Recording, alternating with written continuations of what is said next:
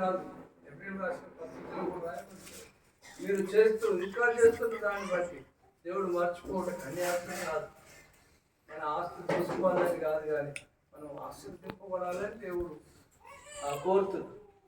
ఒక మాట చెప్తుంది, చిన్న వయసులో మరి ఇప్పుడు ఎవరికి కూడా తెలుసు, పొలం పంట పండిస్తే ఆ పంట వచ్చిన తర్వాత వ్యవసాయదారుడు ఏం చేస్తాడు?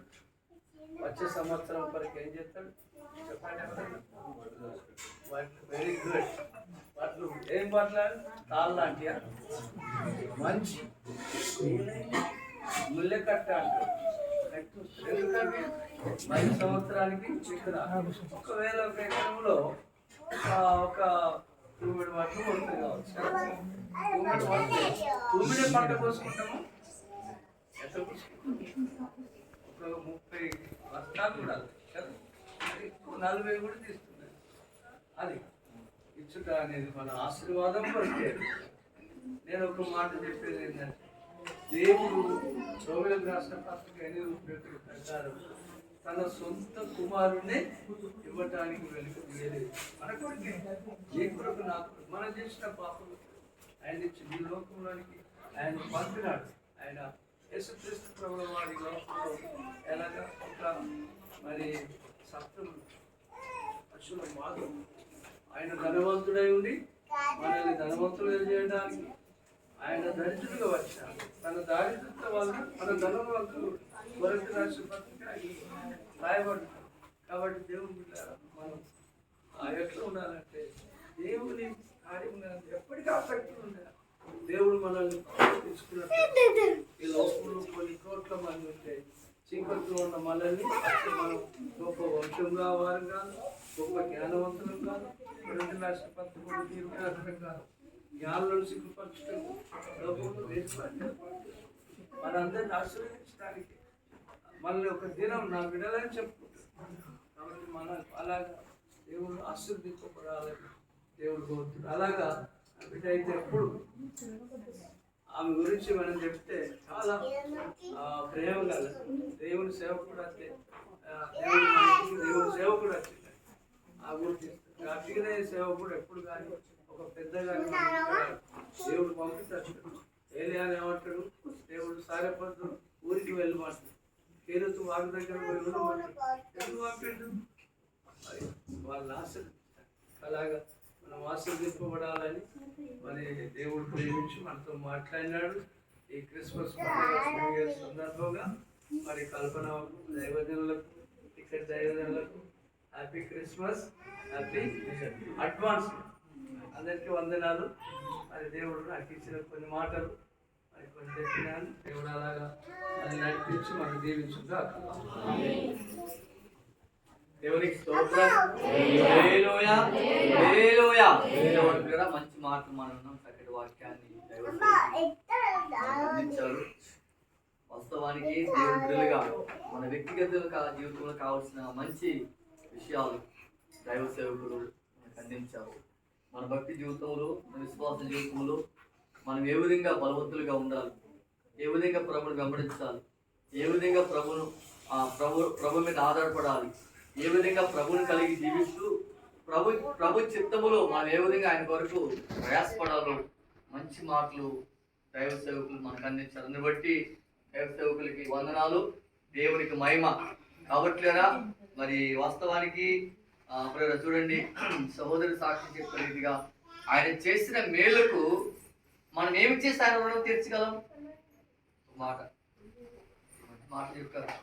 ఎన్నో చేశాడు మనకు ఆయన. 23 కీర్తన, 123 కీర్తన, 23 కీర్తన, 127 కీర్తన, మరి 128 కీర్తన, చాలా విషయాలు కదా. అదే 103 కీర్తన. రీతిగా మనం చదువుకున్న 34 కీర్తనలు కూడా ఆయన చేసిన కార్యాలు బట్టి, ఆయన చూపిన కృపను బట్టి, ఆయన ఇచ్చిన భద్రతను బట్టి, ఆయన ఇచ్చిన క్షేమమును బట్టి, ఆయన ఇచ్చిన సమాధానం బట్టి, ఆయన ఇచ్చిన ఆదరణ బట్టి మనం ప్రతిగానికి ఏమి చేసి ఆయన రుణాన్ని మనము తీర్చగలం. మనం ఏమి ఇచ్చినా ఒక మాట చదువుకున్నాం. అమ్మ చిన్న మాట చూడండి. 116 కీర్తన, 116 కీర్తన, 116 కీర్తన,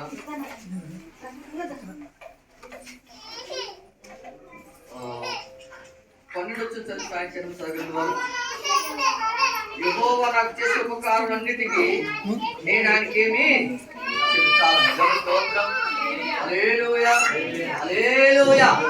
ఆయన చేసిన ఉపకారాలకు, ఆయన చేసిన మేలుకు, ఆయన ఇచ్చిన భద్రతకు, ఆయన ఇచ్చిన కాపుదలకు, ఆయన ఇచ్చిన ఆదరణకు, ఆయన ఇచ్చిన మంచి సమయానికి, చక్కటి మరి అవకాశానికి, అంత మాత్రం కాకుండా ప్రతి దినము ఆయన మన పక్షుల కృప కొరకై మనం ఏం చేసి ఆయన రుణాన్ని తీర్చగలం కదా.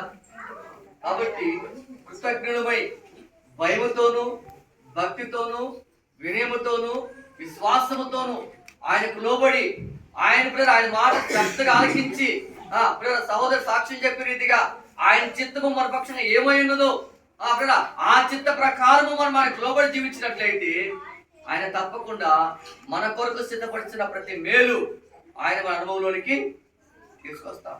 స్తోత్రం. హల్లెలూయా, హల్లెలూయా. మన కొరకు సిద్ధపరిచిన ఏ ఆశీర్వాదం కూడా ఆయన వేరే వాళ్ళకి ఇచ్చేవాడు కాదు. మన కొరకే సిద్ధపరిచాడు, మన కొరకే ఏర్పరిచాడు, మన కొరకే నిర్ణయించాడు ఆయన. కాబట్టి ఆ మేలు మనం పొందాలి, ఆ ఆశీర్వాదం మనం అనుభవించాలంటే మన జీవితకాలం అంతా కూడా ఆయన ఇచ్చిన రక్షణ పాత్ర చేత పట్టుకొని ఆయనకు లోబడి భయముతోనూ, భక్తితోనూ, కృతజ్ఞత భావముతో మనం ఆయన గమనించే వారిగా ఉండాలి. ఉన్నప్పుడు తప్పకుండా దేవుడు బలపరుస్తాడు. ఇంకా గొప్ప కార్యాలు మన జీవితంలో ఆయన చేస్తాడు. ఇంకా ఉన్నతమైన దీవెన. ఇప్పుడు పాస్టర్ గారు వాక్యం జ్ఞాపకం చేశారు. అబ్రాహాము దేవునికి ఆతిథ్యం ఇచ్చాడు. ఆయన వెళ్తూ ఊరికెళ్ళాడా అబ్రాహామును దాటి.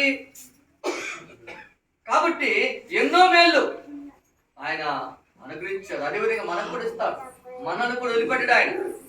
కాబట్టి మనం ఆయనకు లోబడాలి, ఆయనకు విధేయత చూపించాలి. భయముతోనూ, భక్తితోనూ ఆయన ఆనుకొని మన విశ్వాసమును కాపాడుకుంటూ మనం ఆయన వెంబడించే వారిగా మనం జీవించినప్పుడు ఇంకా ఆయన కృపలో బలపరిచి ముందు నడిపిస్తాడు.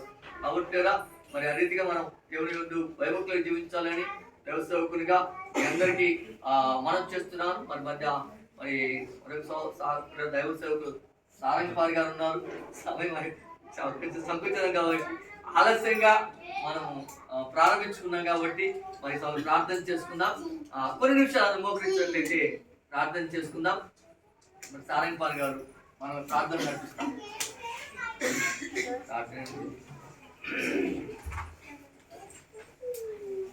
అందరూ అందరూ వ్యక్తిగతంగా 2 నిమిషాలు ప్రార్థన. విషయంలో దేవునికి కృతజ్ఞతలు చెల్లించాలని దేవుని దైవ సేవకులను ఏ విధంగా చేర్చుకోవాలో ప్రభు మనతో మాట్లాడినటువంటి ప్రతి మాటను బట్టి ప్రభు నామాన్ని స్తుతిస్తూ, ప్రభువా నిన్ను మేము చేర్చుకుంటే నీవిచ్చే ఆశీర్వాదములు అనేకములు. అబ్రహామును ఆశీర్వదించావు, ఆకాశపు నక్షత్రముల కంటే, సముద్రపు ఇసుక రేణువుల కంటే నిన్ను అధికముగా దీవిస్తానని చెప్పావు. ఆ ప్రకారముగానే మాట ఇచ్చినటువంటి దేవుడవు ఆ మాటను నెరవేర్చావు. మాట ఇచ్చి తప్పడానికి నేను నరుడను కానని సెలవిస్తున్న దేవుడవు ప్రభువా. మనుషులముగా ఈ లోకములో అయా కష్టం వచ్చినప్పుడు, ప్రతికూలతలు ఎదురైనప్పుడు, శోధనలు ఎదురైనప్పుడు, అయా ఆ సమయాలలో ఎన్నో తీర్మానాలు, ఎన్నో నిర్ణయాలు, సేవకునికి ఏదో చేయాలని, సంఘమునకు ఏదో చేయాలని, ఇంకా భక్తి జీవితంలో ఆత్మీయంగా ఎదగాలని ఆలోచన కలిగి ఉంటాము. గాని ప్రభువా మేలు పొందిన తర్వాత నీకు ఇచ్చేటువంటి విషయములో మేము ఇవ్వలేకపోతున్నాం. సమయాన్ని కూడా నీ కొరకు ఖర్చు చేయలేకపోతున్నాం. వ్యర్థమైనటువంటి వాటికి ఖర్చు చేస్తున్నామేమో ప్రభువా. కృతజ్ఞతాస్తుతులు చెల్లించుట మంచిది, యెహోవాను స్తుతించుట మంచిది అని దేవుని యొక్క లేఖనం సెలవిస్తూ ఉంది. ప్రభు మాట్లాడినటువంటి ప్రతి మాటకై 2 చేతులెత్తి మనమందరం కూడా ఒకసారి దేవునికి స్తోత్రము చెల్లిద్దాం. హల్లెలూయా, హల్లెలూయా, హల్లెలూయా, హల్లెలూయా, హల్లెలూయా. సర్వాధికారి నీకు వందనాలు, సృష్టికి కారణభూతానికి వందనాలు. నిన్న నేడు ఏకరీతిగా ఉన్న దేవా, మానవి దేవా.